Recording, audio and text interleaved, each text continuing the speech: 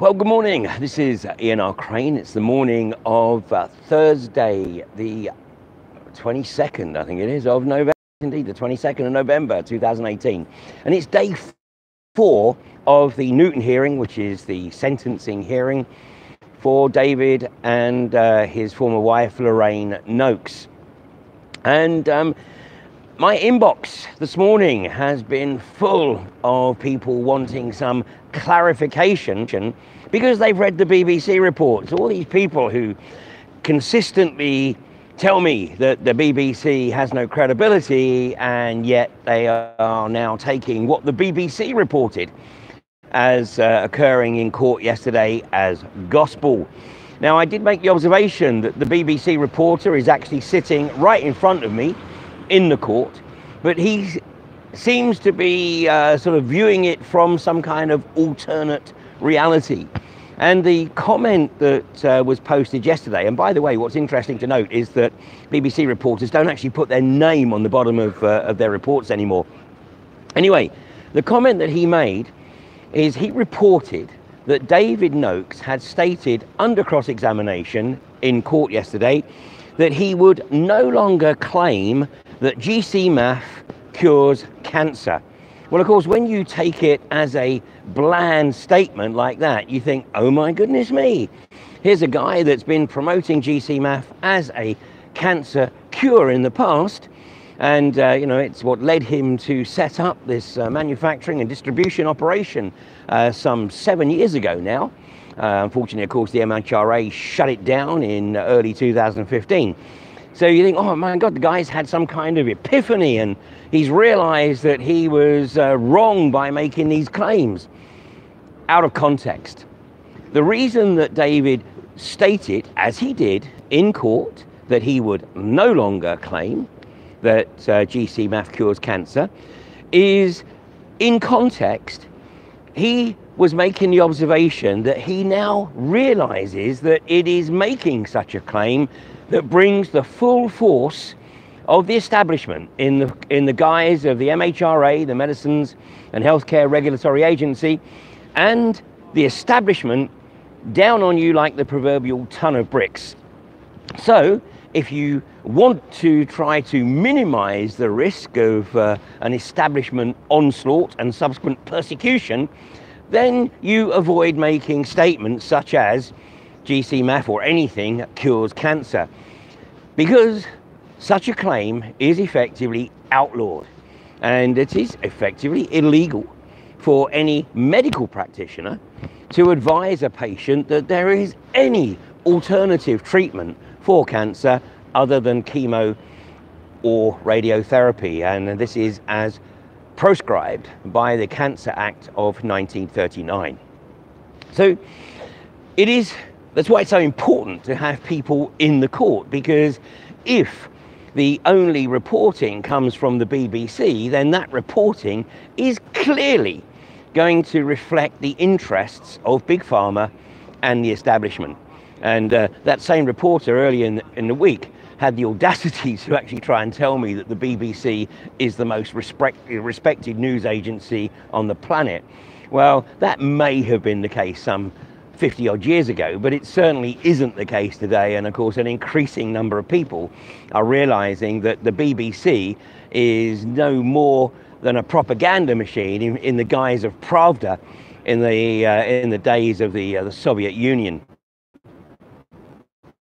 So if something is reported by the BBC and it gives you some cause for concern that maybe David has backtracked on his commitment to GC-MAF as a cure for many diseases and illnesses, then do check in, because those who are in the court are seeing this firsthand. Now, another factor is obviously a lot of people making comment and observation about the legality of the whole legal process, and some of these observations are valid, but whatever the situation, once you are effectively represented in court, once you engage legal representation, you are effectively playing by their rules. The only way in which you can challenge the legality of the process is present yourself in court as a litigant in person, and that is not easy. And obviously everybody is here can see the effect that 3.5 years of persecution by the MHRA has had on both David and Lorraine. They are obviously under extreme pressure here in court, but that pressure has been exacerbated by the fact that they had their business shut down, they had their bank accounts frozen, they had their passport, and yet they've still been expected to somehow survive to see this day in court 3.5 years later. So, if you're going to make observation and comment, then it's important, once again, to put it into context. Well, much of yesterday, of course, and in fact, indeed, the whole case is really being brought about on the basis of the fact that GC-MAF contained 1/10000000th of 1 gram of a product that effectively originates within blood plasma. It's a natural human protein, and this is part of David's case, that being a human protein, it is therefore a human right. And the reason that cancer and any other diseases manifest is because the body's immune system has been compromised, and there are many reasons why that may have occurred. Certainly one of the hypotheses is that it is brought about by the insertion of a Nagalese, which then attacks the body's immune system and attacks the body's capability to produce its own GC-MAF. So, as David readily observed yesterday, no scientist would ever talk about a cancer cure because everybody has cancer within them. But the body's natural healing process actually deals with it on a day-to-day basis and effectively keeps it under control. But once the body's own natural process for producing GC-MAF is compromised, then basically there is the very strong probability that other debilitating diseases and illnesses will manifest.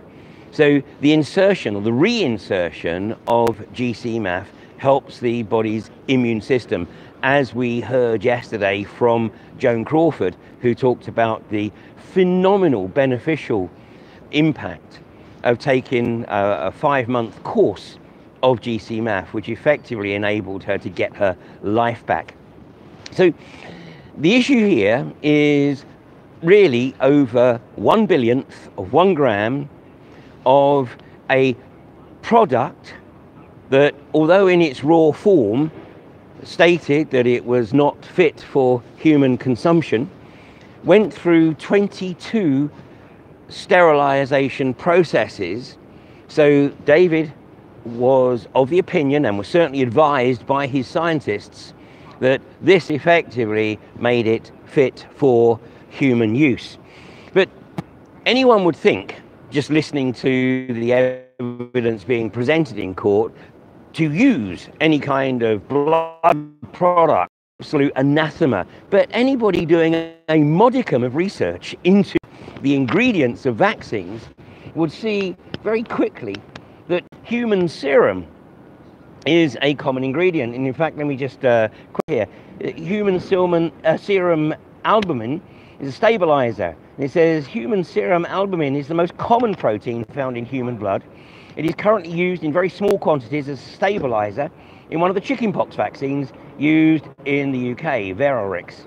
But this will be phased out during 2019.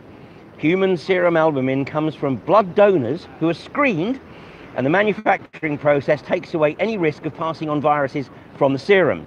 No viral diseases have ever been linked to the use of human serum albumin.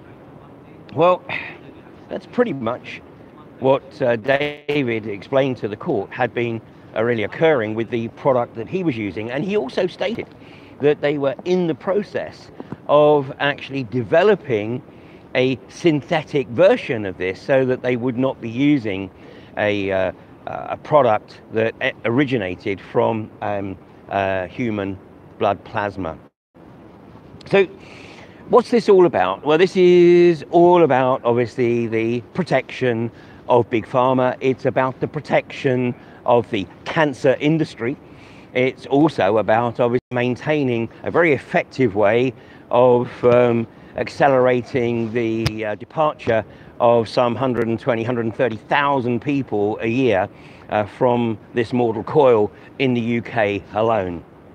So the vast majority of people, no doubt, still believe that the establishment and the healthcare industry has their best interests at heart.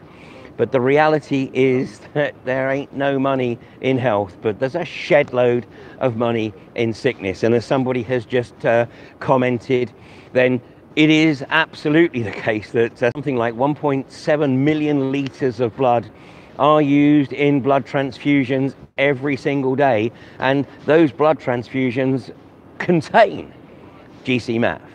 They contain the naturally occurring GC-MAF. And so, you know, people who do have a blood transfusion, whose own capability and capacity for the production of GC-MAF having been compromised, may actually get a bit of a boost there. And as David makes the observation, you know, if the NHS can do it on that basis, then, you know, what's wrong with 1/1000th of 1 gram of a sterilized base product being put into his serum, where not a single case of serious negative effect is reported or recorded. So one of the things that has come out of this is the opportunity to get GC-MAF into the wider vocabulary. And, you know, this is how we make change, by getting literally the wider consciousness to accept, or at least embrace, the possibility that there is something other than the accepted orthodoxy, which is that there is only chemo and radiotherapy on offer to treat cancer. You know, many people reject chemo and radiotherapy. Many people reject biopsies, and you know, I can include myself in that. And then elect to effectively do some research and find a protocol that actually works for them. And you know, I have developed my own protocol to deal with my own sort of health issue, and I can honestly say that apart from experiencing a little discomfort, I haven't actually had cause to lose a single day of activity. And I think that that might have been a bit different had I just gone along with the orthodoxy of having the biopsy, which of course runs the risk of unleashing a myriad of potential diseases.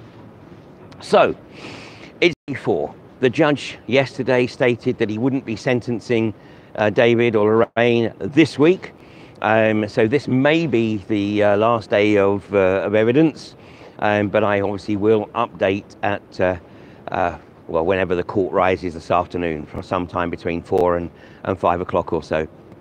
Then the sentencing hearing next week, and we're going to have to see how much pressure perhaps is put upon Justice Nicholas Lorraine Smith between now and then.